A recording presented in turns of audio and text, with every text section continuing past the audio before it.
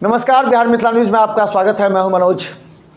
देखिए, कुछ दिन के बाद शोर थम सा गया है जब से नए मंत्रिमंडल का गठन हुआ, यानी कि मुख्यमंत्री और 2 उप मुख्यमंत्री ने शपथ ग्रहण किया। उसके कुछ दिनों तक चर्चा चलती रही, खेला होगा, खेला हुआ नहीं। उसके बाद राज्यसभा के लिए मनोनीत किए गए, राजद से, भाजपा, जदयू से, सभी से। इसके बाद अब सवाल यह है कि 2024 के लोकसभा चुनाव का प्रत्याशी कौन कौन होगा और किन किन क्षेत्रों में चुनाव लड़े जाएंगे। इस पर अभी भी थोड़ी सी अटकी हुई है। उसमें सबसे बड़ा सवाल है मुकेश सहनी। मुकेश सहनी पर इसलिए हम बात करेंगे कि मुकेश सहनी के जो बड़े ख्वाब थे, और मुकेश सहनी, जरा गौर कीजिएगा मुकेश सहनी को। मुकेश सहनी परिपक्व राजनीतिक नेता बनने का प्रयास कर रहे थे, इसलिए कि वो अंतिम समय तक बोल रहे थे खेला होगा, इंतजार कीजिए। उनकी निगाहें थी कि अगर विधानसभा में नीतीश कुमार को बहुमत नहीं मिलता है तो राष्ट्रीय जनता दल के साथ उनकी तालमेल हो सकती है, क्योंकि राष्ट्रीय जनता दल उन्हें 5 से 6 सीट दे सकता है, क्योंकि 20 सीट रखना था राजद को। उसके अलावा 10 सीट में 6 सीट या 5-5 सीट बांटना था। तो उस परिस्थिति में राजद कोटे में सीट थे, तो मुकेश सहनी की नज़र थी कि 4 से 5 सीट भी हमें राष्ट्रीय जनता दल के साथ मिल सकती है, तब जब नीतीश कुमार का जो बहुमत साबित नहीं होता था। इसलिए इंतजार करते रहे मुकेश सहनी। उसके बाद मुकेश सहनी खामोश हो गए। उसके बाद मुकेश सहनी को यह भी ऑफर आया कि एनडीए से उन्हें 2 सीट मिल सकती है, लेकिन हम बार बार कर रहे थे। जो परिस्थिति बन रही है, कुशवाहा, मांझी, इसके बाद मुकेश सहनी, उस परिस्थिति में 1 सीट पर संतोष करना पड़ सकता है। अब ये 1 सीट कौन सा होगा, ये मुकेश सहनी को तय करना है कि कौन सा एरिया में लेंगे वो, मधुबनी, सीतामढ़ी या फिर खगड़िया या मुजफ्फरपुर। 4 उनके पास, लेकिन सीट 1 मिलने की बात हो रही है। लेकिन अभी भी कहा जा रहा है कि मुकेश सहनी को 2 सीट मिलेंगी।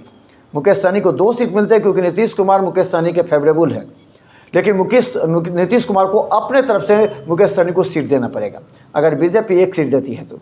इस परिस्थिति में अभी रस्साकसी चल रही है, सब कुछ क्लियर नहीं है, और जब क्लियर नहीं है तो इस पर मुकेश सहनी को अभी गंभीरता से सोचना पड़ेगा, क्योंकि वो जनता के बीच में तो एक समय हेलीकॉप्टर यात्रा, संकल्प यात्रा, शपथ यात्रा सारे कुछ निकाल दिए, और उन्हें ये आशा थी कि कम से कम 2-3 सीट हमें कन्फर्म है एनडीए देगी। लेकिन जैसे ही नीतीश कुमार आ गए तो यहाँ से भी उनकी सीट की संख्या कम हो गई। उसके बाद भी उन्हें इच्छा थी कि अगर एनडीए में नीतीश गए हैं तो आरजेडी के पास उनकी सीट खाली होगी, तो उस सीट में हम अगर चल जाए।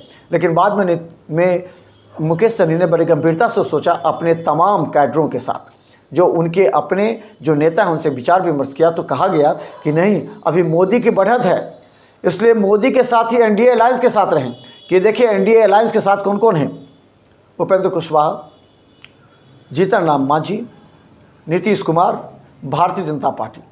अगर इतने लोग हैं, चिराग पासवान, जब इतने लोग हैं तो अगर 1-2 सीट भी मिल जाती है तो आप कल्याण कर लीजिए मुकेश जी, और आप एनडीए में शामिल हो जाइए, वरना पिछले बार की तरह एक बार भी सीट इस बार भी नहीं मिलेगा।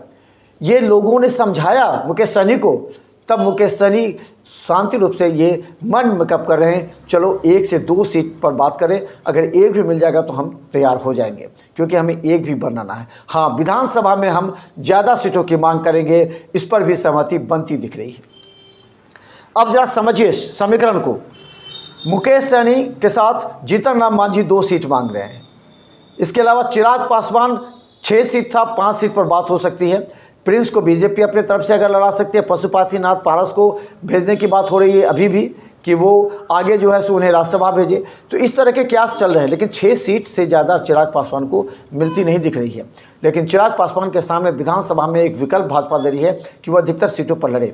लेकिन चिराग पासवान के बारे में ये भी कहा जा रहा था कि चिराग पासवान नीतीश कुमार से नाराज़ हैं, तो वो आरजेडी का सहारा ले सकते हैं। लेकिन ऐसा वो इसलिए नहीं लेंगे कि उनकी बीजेपी, नरेंद्र मोदी और खासकर अमित शाह से अच्छी दोस्ती है, और उनका जो बिहेव है, यानी कि चिराग पासवान को जो व्यवहार है, जो बातचीत करने का ढंग है, उसे बिहार की जनता भी पसंद करती है। ये बात मोदी और अमित शाह भी जानते हैं, इसलिए वो चिराग पासवान को छोड़ नहीं सकते। इस परिस्थिति में अब बात मिलने मिलाने की है, और हमें लगता है कि 2 से 3 दिनों में पूरा क्लियर हो जाएगा कौन किसे कितना सीट मिलेगी। हालांकि अभी बिहार में मंत्रिमंडल का गठन नहीं हुआ है, और 1-2 दिन में मंत्रिमंडल का विस्तार हो जाएगा। इसके बाद फिर लोकसभा टिकट के लिए फाइनल किया जाएगा।